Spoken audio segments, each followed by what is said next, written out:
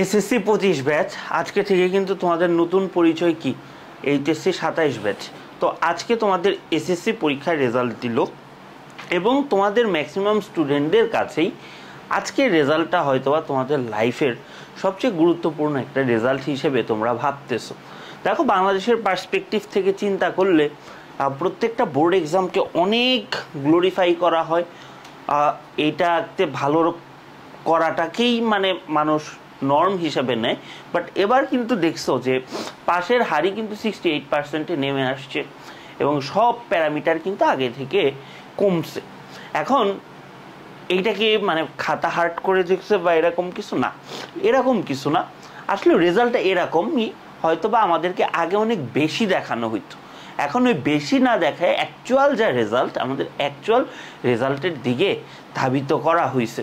তো এই জন্য অনেকেরই রেজাল্ট খারাপ আসছে। সো আমার মনে হয় না আমার জীবনে আমি কোনো পাবলিক এক্সামের রেজাল্ট দেখছি যে 30%-এর প্লাস মানুষ ফেল করছে। ইটস নট লাইক দ্যাট যে এ প্লাস পায় নাই, তারা ফেল করছে, তার মানে খাতাটা আসলেও মূল্যায়ন করা হয়েছে। এবং তোমরা দেখবা যে আগের জেনারেশনের যারা ছিল তাদের সময় পাস করতো 40-50%, ঠিক আছে, এর বেশি পাসটা ছিল না। সো এই যে আমরা যে টিকটক জাতি হয়ে গেছি কাইন্ড অফ, যে পড়াশোনা না করে সারাদিন রিলস দেখি বা এই কাজগুলা করি, তো এইটার একটা কি বলবো, যে চোখে আঙ্গুল দিয়ে দেখায় দেওয়া সহজ কথা। এখন হয়তোবা এছাড়াও কিছু আনলাকি লোকজন সবসময় থাকো যারা হয়তো বা পড়াশোনা করছো কিন্তু পড়াশোনা করার পরেও প্রত্যাশিত রেজাল্ট আসে নাই। তো এখানে একটা কথা লেখা আছে যে জীবন কোনো সময় থেমে থাকে না। ধরো পরীক্ষার কয়েকটা খাতা, ঠিক আছে, কোনো সময় তোমার ভবিষ্যৎকে নির্ধারণ করতে পারে না। বাট এইটাও ঠিক, এই রেজাল্টটা তোমাকে সামনে একটু পুশ আপ দিবে বা সামনের তোমার রাস্তাটাকে হয়তো বা আরও মসৃণ করতে পারতো। সো যাদের রেজাল্ট একটু খারাপ হয়েছে তাদের নিয়েই আমি একটু কথা বলবো, খুব সিম্পল কথা বলবো ভাই, আহামরি কিচ্ছু বলবো না।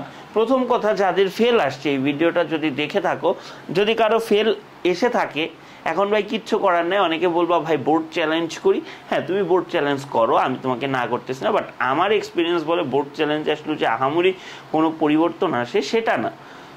তোমার আরেকটা বছর হয়তো বা লাগবে, বাট তুমি ওইটাকে এমনভাবে নিজেকে প্রিপেয়ার করো, একটা বছরকে তোমার লাইফের বেস্ট ইনভেস্টমেন্ট হিসেবে নাও, যে তুমি টাইমকে এমনভাবে ইউটিলাইজ করো যে তুমি ফেল থেকে, ঠিক আছে, এ প্লাস বা তোমরা যেটাকে গোল্ডেন বলো সেটা পেতে পারো। আর যাদের রেজাল্ট একটু খারাপ হয়ে গেছে, ধরো 3.5 থেকে 4.5 বা 4.5-এর উপরে, তাদের ক্ষেত্রে আসলে চ্যালেঞ্জ করা ছাড়া কিছুই করার নাই। এক্ষেত্রে তোমরা কি করবা, এখন থেকেই তোমরা কলেজে, কোন কলেজে ভর্তি হবা, কলেজ নির্বাচন করে ফেলো। কলেজ নির্বাচন প্লাস আরেকটা ক্লাস করবা, সেটা হচ্ছে এইচএসসির পড়া পড়বা। এইচএসসির পড়া শুরু অফিসিয়ালি আজকে, যেহেতু রেজাল্ট দিছে, আজকে আমি কাউকেই পড়তে বলবো না, ঠিক আছে। তুমি আগামীকাল থেকে এইচএসসির পড়া শুরু করে দাও। আমি যদি তোমাকে খুব একটা হার্শ রিয়েলিটি বলি, যে এখন আসলেও কলেজ পড়াশোনার ক্ষেত্রে খুব একটা বেশি ম্যাটার করে না। যদি আমার কথা বলি, 2019 সালের কথা বলি, যখন আমি কলেজে ভর্তি হই, তখন কিন্তু আসলেও কলেজটা একটা বিগ ফ্যাক্টর ছিল, প্রি কোভিড টাইমে। কারণ আমি দেখছি যে আমি আমার এলাকায়, আমি যে এলাকায় পড়াশোনা করছি, আমি সব সময় খুব ভালো রেজাল্ট করছি এবং ফার্স্ট ছাড়া অন্য কিছু খুব কম টাইমেই হয়েছি। বাট আমার সময় আমার মনে হয়েছে যে আমি একটা ছোট গণ্ডির মধ্যে আছি এবং আমার যে সাপোর্টটা দরকার পড়াশোনায়, এটা আমি পাচ্ছি না। যেটা হয়তো বা ঢাকায় গেলে, নটরডেমে পড়তে পারলে বা ঢাকার খুব ভালো একটা কলেজে পড়তে পারলে হয়তো বা আমি আরও ভালো বেটার কন্টেন্ট পাবো এবং পরবর্তীতে আমি যেখানেই পড়তে চাই, বুয়েট মেডিকেল বা ঢাকা ভার্সিটি, সেটা পড়াটা আমার জন্য সহজ হবে। বাট এখন তুমি চিন্তা করো, বাংলাদেশের বেস্ট টিচাররা, বর্তমানে যারা বেস্ট টিচার আছে তারা সবাই অনলাইনে পড়ান, ঠিক আছে। তুমি ধরো একদম প্রত্যন্ত অঞ্চলে বসেও তুমি যদি জাস্ট খালি অনলাইনে ঠিকঠাকভাবে ক্লাসগুলো করো এবং রেগুলার পড়াশোনার মধ্যে থাকো, তুমি far far far behind content পাবা, ঠিক আছে। এখন এক ভেক্টর, ঠিক আছে, এক ভেক্টর লিখে ইউটিউবে সার্চ করলে অন্তত ক্লাস করার মতো 10টা ক্লাস আসে। বাট আমাদের সময় এটা ছিল না। আমাদের কাছে অমুক টিচারের পড়া বুঝতেছি না, তমুক টিচারের পড়া বুঝতেছি না, এইটা হচ্ছে না, ওইটা হচ্ছে না, এভাবেই 6 মাস কেটে গেছে ভাইয়া।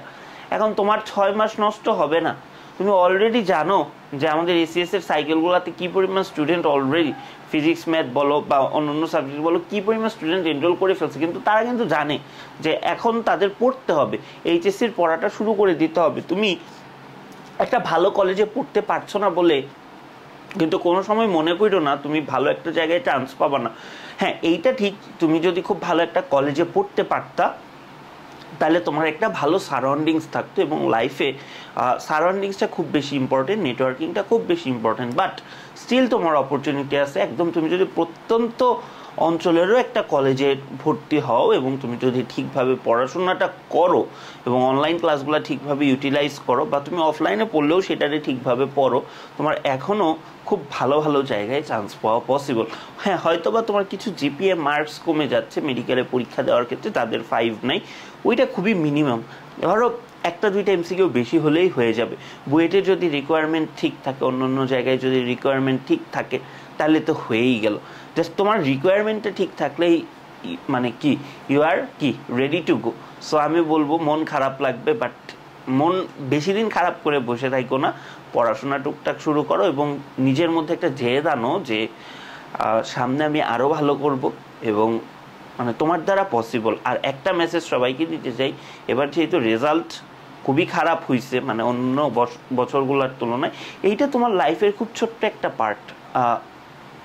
তোমরা আশেপাশে অনেক মানুষকে দেখবা যাদের আসলেও একাডেমিক কোয়ালিফিকেশন কিছুই নেই, ক্লাস 8ও তারা পাস করে নাই, ক্লাস 10ও হয়তো বা 10 পাসও এরকম নাই, বাট লাইফে অনেক শাইন করছে, এরকম মানুষ আছে।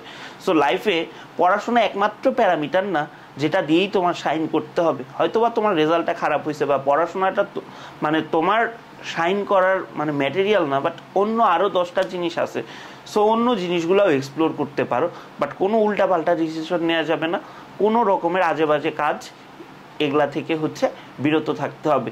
সো এটা তোমার লাইফের খুব ছোট্ট একটা পার্ট, এবং লাইফে একটা সময় গিয়ে তোমার মনে হবে যে আচ্ছা এইটার জন্য আমি এত মানে কান্নাকাটি করছি বা এইটার জন্য এত আমি চিন্তা ভাবনা করছি। সো ওই লেভেলটাতে যাওয়ার জন্য হইলেও তোমার এখন থেকে শুরু করা উচিত, এবং এইচএসসি লাইফের একদম শুরু থেকে কিভাবে পড়বা না পড়বা সব কিছু নিয়েই তোমাদের সাথে ডিটেলসে গাইডলাইন দিব এবং কথাবার্তা হবে। তো সবাই ভালো থাকো, দেখা হবে নেক্সট কোন সেশন।